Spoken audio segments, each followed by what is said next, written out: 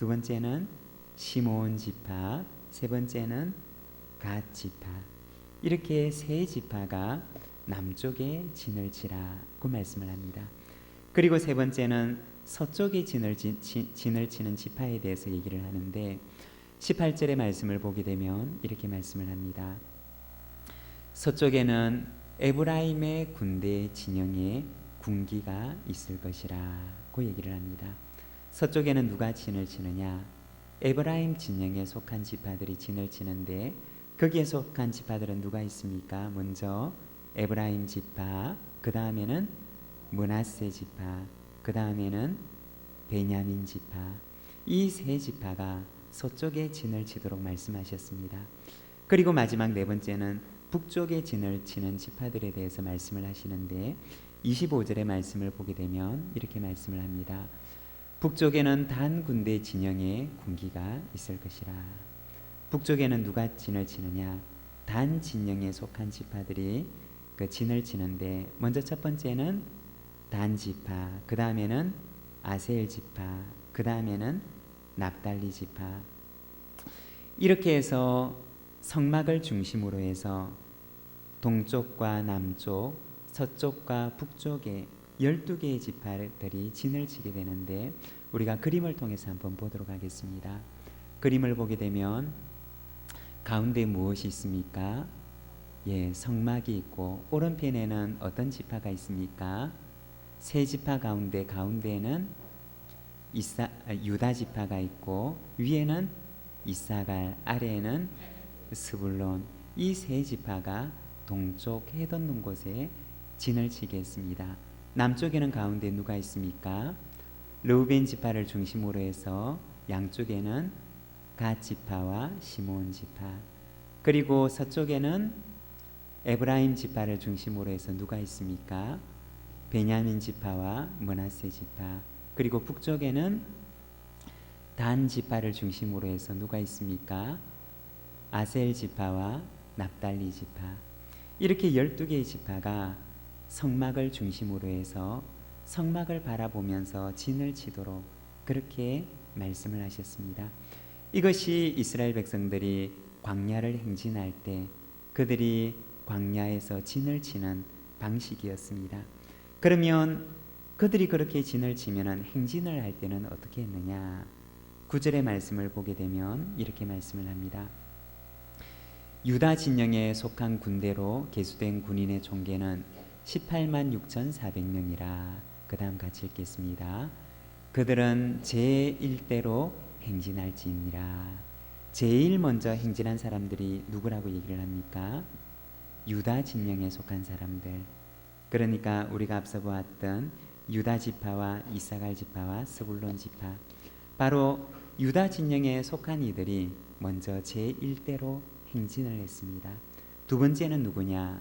16절의 말씀을 보게 되면 어느 진영에 속한 자들입니까? 르우벤 진영. 이들이 바로 제2대로 행진할지니라 그 말씀을 합니다. 그 다음은 누구냐? 17절의 말씀을 보게 되면 17절의 말씀,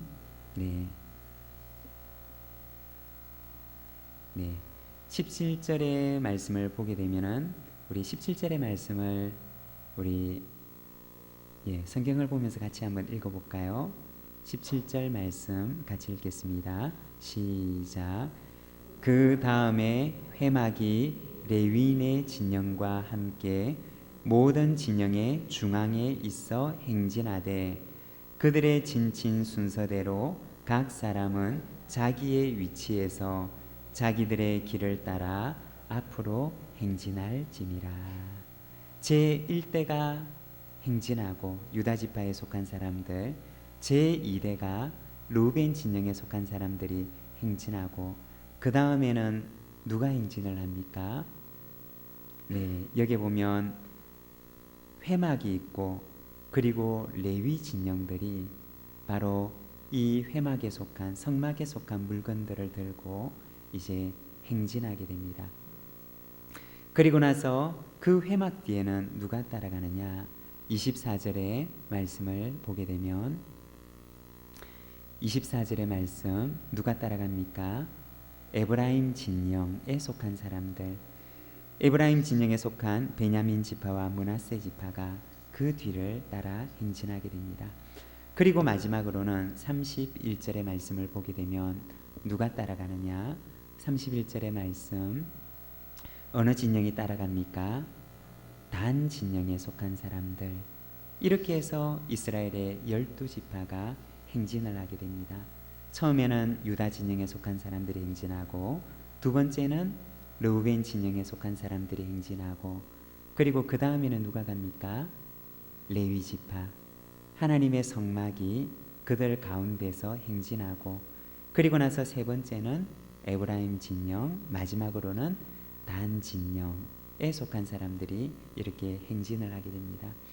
민수기 1장에서는 이스라엘 백성들의 계수, 각 지파별로 그들을 계수하면서 시작을 합니다. 그러면서 민수기 2장에서는 그들이 광야에 갔을 때 어떻게 행진을 해야 되느냐, 그리고 그들이 머물 때는 어떻게 머물러야 하느냐, 바로 그들이 광야에서 머물고 행진하는 것에 대해서 말씀을 해주고 있습니다.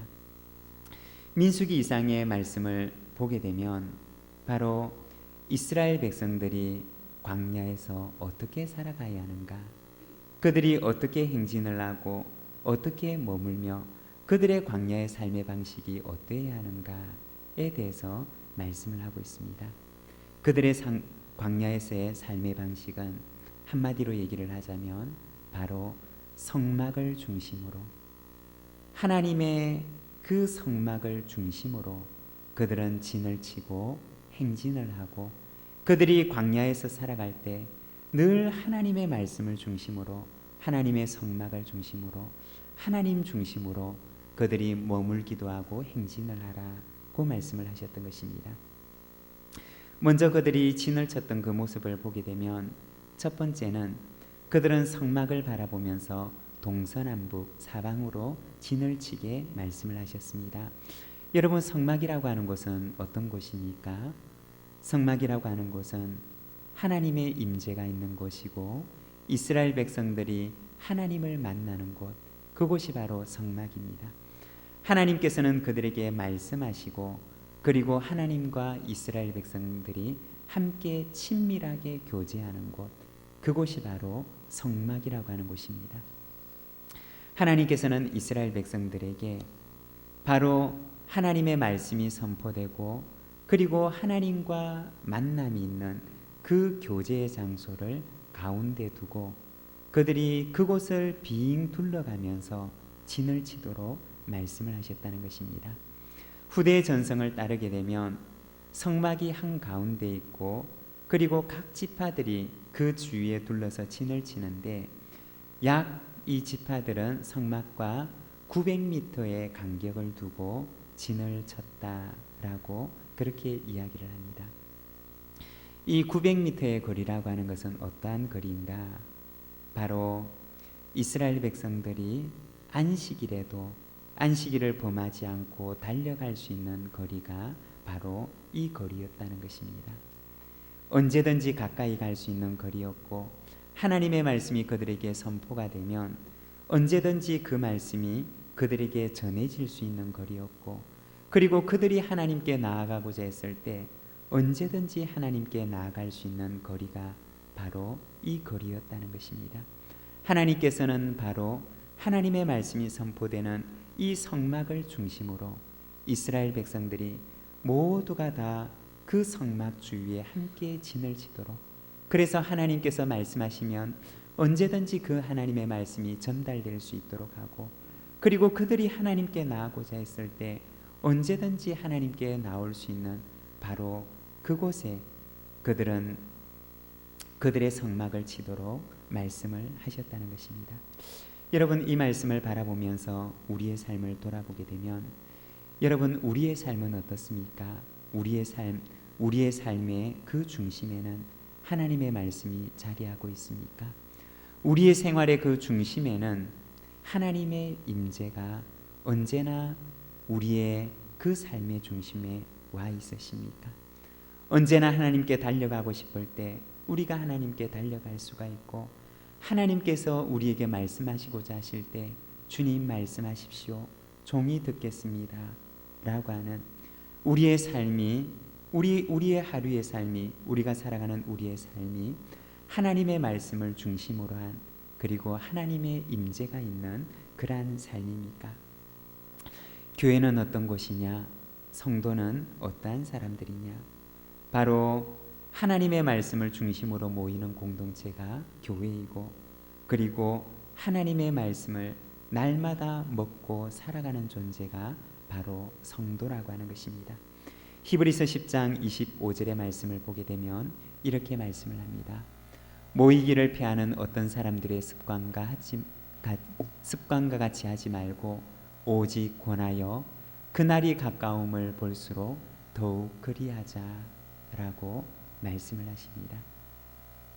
그날이 가까움을 볼수록 모이기를 피하는 사람들의 어떤 습관과 같이 하지 말고 우리가 서로 권하여서 그날이 가까울수록 우리가 더욱 모이기에 힘쓰자라고 이야기를 하고 있습니다. 여러분, 교회는 어떤 곳이냐? 교회는 먼저 모이는 곳이 되어야 한다는 것입니다. 교회가 먼저 모이는 곳이 되어야지 교회는 흩어질 수 있는 능력을 공급받을 수가 있다는 것입니다. 우리가 먼저 하나님의 말씀 앞에 모여서 우리가 먼저 하나님의 말씀을 받고 우리가 먼저 은혜를 받아야지 우리가 세상 가운데 나아가서 예수의 증인으로 이 땅에 하나님의 나라를 이루어가는 그 사명을 감당할 수가 있다는 것입니다. 사랑하는 여러분, 먼저 하나님의 말씀을 중심으로 모이는 공동체가 되기를 소망합니다. 우리가 말씀 앞에 모일 때, 우리가 말씀 앞에서 먼저 은혜를 받을 때 하나님께서는 우리를 통해서 세상을 변화시킬 수 있는 그리고 세상 가운데 예수의 증인으로 살아갈 수 있는 힘과 능력을 우리에게 주시는 줄로 믿습니다. 말씀의 공동체가 되기를 소망합니다. 하나님의 말씀으로 모이는, 하나님의 말씀을 중심으로 모이는 우리 교회 공동체가 되기를 소망합니다. 그리고 두 번째는 그들이 진을 친 그 모습을 바라보게 되면 그들의 진영은 성막을 중심으로 두고 서로 바라보도록 그렇게 위치하고 있었습니다. 하나님의 임재 안에서 하나님 안에서 서로를 바라볼 수 있도록 그 진영들이 위치하고 있었다는 것입니다. 이스라엘 12지파들을 하나로 묶어주었던 것이 무엇이냐? 그것은 바로 그들의 핏줄이 아니었다는 것입니다. 우리가 흔히 생각하면 야곱에게 12아들이 있었고 그 12아들이 각기 한 지파씩 그 한 지파를 이루어서 이 이스라엘의 12지파 공동체는 핏줄의 공동체 그리고 한 배에서 났던 그러한 한 형제 공동체였다라고 우리는 흔히 생각을 합니다. 그렇지만 우리가 다른 한편으로 생각을 해보면 이스라엘이 과연 핏줄의 공동체였는가 라고 생각을 해보면 여러분, 우리가 이스라엘을 혈통으로 따져보면 물론 야곱이라고 하는 한 아버지에서 그 태어난 12아들이 중심이 된 12지파 공동체입니다. 그렇지만 우리가 한 걸음 더 나아가서 생각을 해보게 되면 이스라엘의 12지파는 서로 다른 4명의 어머니를 둔 그러한 아들의 모임이었다는 것입니다. 어떤 아들은 주인의 아들도 있었고 어떤 아들은 종의 아들도 있었고 어떤 아들은 사랑을 많이 받은 그 어머니에게서 난 아들도 있었고 어떤 아들은 그렇지 못한 아들들도 있었다는 것입니다. 어쩌면 혈통으로 핏줄로 따지자면 어쩌면 그들은 결코 하나가 될 수 없었던 그런 사람들이었는지도 모릅니다. 우리가 창세기를 보게 되면 여러분 요셉의 이야기를 여러분 한번 생각을 해보십시오. 요셉이 한 핏줄로 태어났던 그 형들에게 얼마나 미움을 받았습니까? 형들이 요셉을 얼마나 미워했던지 그를 죽이려고 형들이 함께 모여서 음모를 꾸미지 않았습니까?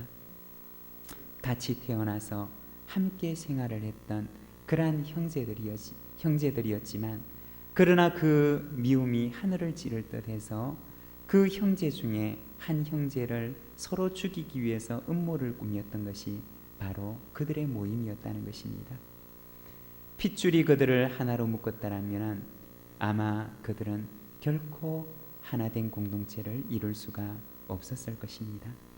그렇다면 그들을 하나로 묶었던 것은 무엇이냐? 그것은 핏줄이 아니라 바로 하나님이셨다는 것입니다. 하나님 안에서의 용서가 그들의 12명의 형제를 하나 되게 하셨다는 것입니다.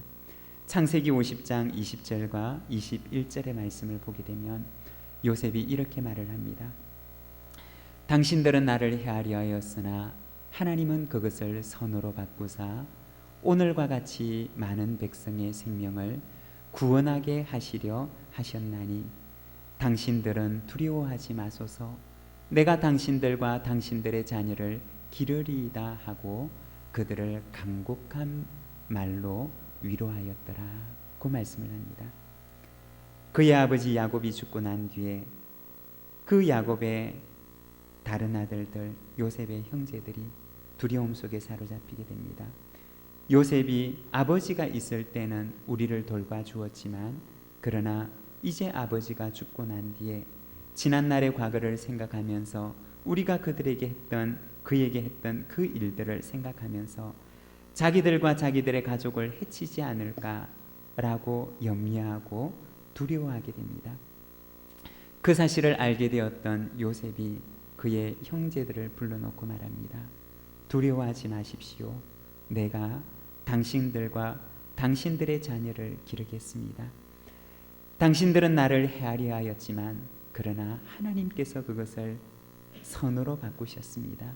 하나님께서 그렇게 하신 것은 이 일을 통해서 많은 사람들의 생명을 구원하고자 하시는 하나님의 계획이 있으셨습니다. 라고 이야기를 합니다. 무엇이 그들의 12명의 형제를 하나 되게 하였느냐? 그것은 그들의 핏줄이 아니라 바로 하나님이셨다는 것입니다. 하나님 안에서의 용서와 사랑이 그들을 한 형제로, 한 민족으로 그들을 묶어주었다는 것입니다. 배다른 12명의 형제를 하나님께서 하나님 안에서의 사랑과 용서가 그들을 하나로 묶었다는 것입니다. 오늘 우리가 읽었던 이 본문에 보면 하나님께서는 이스라엘 백성들이 진을 치게 하셨는데 성막을 중심으로 사방에 진을 치게 하셨습니다. 때로는 세 지파는 동쪽에 진을 치게 하셨고 그리고 세 지파는 서쪽에 진을 치게 하셨고 세 지파는 남쪽에 진을 치게 하셨고 세 지파는 북쪽에 진을 치게 하셨습니다. 이렇게 12개의 지파는 서로를 바라보는데 하나님의 임재가 있는 성막을 중심으로 그 건너편에 자기의 형제들을 바라보게 하셨습니다. 그들 가운데는 하나님이 있다. 그들 가운데는 하나님이 계신다. 그들의 12지파 가운데는 그들을 하나로 묶어주는 것은 바로 하나님이시다 라고 하는 것을 의미하는 것이었습니다. 그들은 하나님 안에서 그들이 한 형제라고 하는 사실을 확인했고 그리고 그들의 형제 지파들 가운데는 조금 나은 지파도 있고 또 조금 못한 지파도 있었지만 그러나 나은 지파는 조금 못한 지파를 품어주면서 그들은 모두가 다 하나님의 백성, 하나님의 군대가 되어서 40년간의 그 광야의 행진을 감당했다는 것입니다. 하나님께서는 이스라엘 백성들에게 이렇게 성막을 중심으로 하나님 안에서 서로가 서로를 바라볼 수 있도록 바로 그들이 그렇게 진을 치고 이 광야에서 살아가도록 하셨다는 것입니다. 그리고 마지막으로는 그들의 진영 가운데는 누가 있었느냐?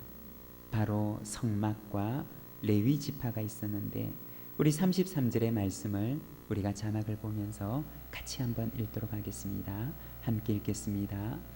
레위인은 이스라엘 자손과 함께 계수되지 아니하였으니 여호와께서 모세에게 명령하심과 같았느니라. 여기 이 말씀을 보게 되면 계수되지 않은 한 지파에 대해서 말씀을 합니다.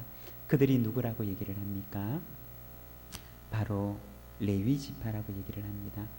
그들이 계수하였던 사람들은 누구였느냐? 바로 싸움에 나갈 만한 사람, 다시 말해서 전쟁에 동원되는 사람들의 숫자를 계수합니다. 그렇지만 하나님께서는 이스라엘 백성들에게 계수하지 말아야 할 이들에 대해서 말씀을 하시는데 바로 레위 지파들에 대해서 말씀을 하셨습니다. 이 레위 지파는 군대로 동원이 되었던 것이 아니라 그들은 성막을 돌아보도록 하나님께서 특별히 그들을 구별하셨습니다. 레위 지파에게는 어떤 임무를 주셨느냐? 바로 하나님의 말씀을 맡는 직분을 주셨습니다. 하나님의 말씀을 맡아서 그 말씀을 이스라엘 백성들에게 전하여서 하나님의 뜻이 무엇인지, 하나님께서 무엇을 원하시는지, 하나님께서 기뻐하시는 삶이 무엇인지를 그들의 형제 이스라엘 백성들에게 전해야 하는 사명, 바로 그 임무를 레위 지파들에게 맡겼다는 것입니다. 그래서 이스라엘 백성들에게 레위 지파는 계수하지 말아라, 레위 지파는 군대로 계수하지 말아라 고 말씀을 하셨습니다. 하나님의 군대는 어떤 군대이냐? 그것은 머릿수로 싸우는 군대가 아니었다는 것입니다. 물리적인 군사력으로 싸우는 군대가 아니었다는 것입니다. 하나님의 군대는 어떤 군대냐? 하나님의 말씀으로 싸우는 군대이고, 하나님께 순종함으로 싸우는 군대이고, 하나님의 뜻에 온전한 순종으로 나아가는 군대가 바로 하나님의 군대였다는 것입니다. 이스라엘 백성들이 훌륭한 하나님의 군대로서의 사명을 감당하기 위해서는 그들의 머릿수나 그리고 물리적인 군사력보다는 그들이 하나님의 말씀 위에 바르게 서 있도록 돕는 것이 필요했습니다. 그리고 이것을 위해서 세운 이들이 바로 제사장들과 레위 지파였다는 것입니다. 이스라엘의 역사를 보게 되면 제사장들과 레위 지파들이 하나님의 말씀 위에 바르게 서서 이 사명을 잘 감당할 때 이스라엘 공동체는 건강하고 든든하게 서나가게 됩니다. 그렇지만 제사장들과 레위 지파들이 자기 형제 지파들을 하나님의 말씀으로 가르치고 그들에게 하나님의 뜻을 전하며 자기 형제 지파들이 하나님의 말씀 위에 바르게 서도록 돕는 이 사명을 감당하지 못하게 될 때 온 이스라엘 공동체 전체가 몸살을 앓고 그리고 온 이스라엘이 함께 하나님 앞에 고통했던 역사들을 우리가 보게 됩니다. 제사장들과 레위 지파들의 사명이 무엇이었느냐? 그것은 바로 온 이스라엘의 영적인 구심점이 되는 것. 그것이 바로 레위 지파에게, 제사장과 레위 지파들에게 하나님께서 주신 사명이었다는 것입니다. 사랑하는 여러분, 교회도 마찬가지입니다. 교회도 영적인 구심점이 있어야 됩니다. 하나님께서 물론 그들의 구심점이 되셨지만, 그러나 그 하나님의 말씀이 선포되고 전해질 때 하나님께서는 제사장들과 레위인들을 세워서 그들을 통해서 온 12 이스라엘 지파들에게 하나님의 뜻을 전하게 하시고, 그리고 그들이 하나님 앞에 바르고 온전하게 설 수 있도록 그들이 영적인 구심점을 감당하도록 하나님께서 그들을 특별히 구별하여 세우셨다는 것입니다. 여러분, 교회도 역시 마찬가지로 영적인 구심점이 있을 때 교회가 바르게 설 수가 있습니다.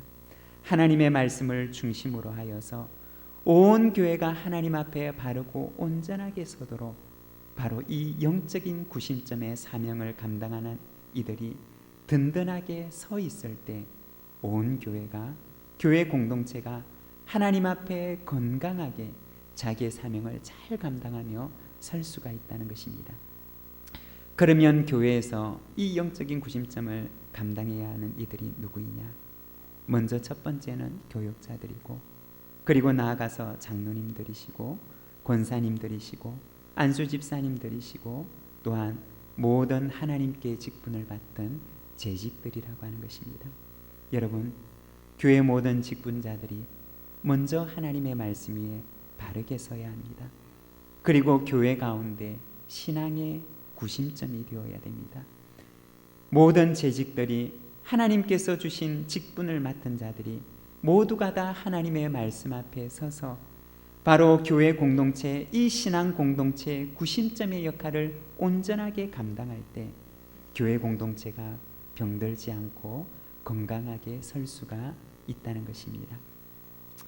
하나님께서는 이스라엘 백성들이 행진을 할 때 광야에서 40년을 지내면서 바로 하나님의 말씀을 중심으로, 그리고 이 말씀을 맡은 제사장들과 레위인들을 중심으로, 그리고 12개의 지파가 늘 언제든지 무슨 일이 있든지 하나님의 말씀을 들을 준비를 하고, 하나님께서 말씀하시면 혹은 하나님께 달려가고 싶을 때는 언제든지 하나님께 달려가고자 하는 바로 그러한 진영을 갖추고 이 40년의 광야 생활을 감당하게 하시고 이 광야를 걸어가게 하셨다는 것입니다. 사랑하는 여러분, 광야와 같은 우리의 길을 걸어갈 때도 우리가 역시 마찬가지로 하나님의 말씀을 중심으로 이 길을 걸어가는 우리 모든 주의 백성들이 되시기를 바랍니다. 그리고 하나님께서 우리에게 주신 사명, 하나님의 교회를, 이 신앙의 공동체를 든든하게 세우는 사명을 감당하기 위해서 우리 모든 직분자들이, 우리 모든 재직들이 하나님의 말씀 위에 우리가 먼저 든든히 서고 우리가 먼저 신앙의 구심점이 되어서 이 하나님의 교회를 온전하게 세워나가는 우리 모든 부산진교회, 우리 모든 직분자들이 되시기를 소망합니다. 34절의 말씀을 우리가 같이 한번 읽도록 하겠습니다. 34절의 말씀입니다. 이스라엘 자손이 여호와께서 모세에게 명령하신 대로 다 준행하여 각기 종족과 조상의 가문에 따르며 자기들의 길을 따라 진치기도 하며 행진하기도 하였더라.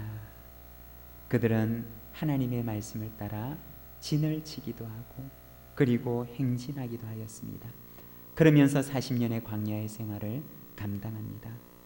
하나님의 임재가 있는 성막을 중심으로 하나님께서 가자고 하시면 그들은 언제든지 일어나서 길을 갈 준비를 하였고, 하나님께서 그들에게 멈추어 서자라고 하시면 그들은 언제든지 가는 길을 멈추고 그 자리에 머물러 섰습니다.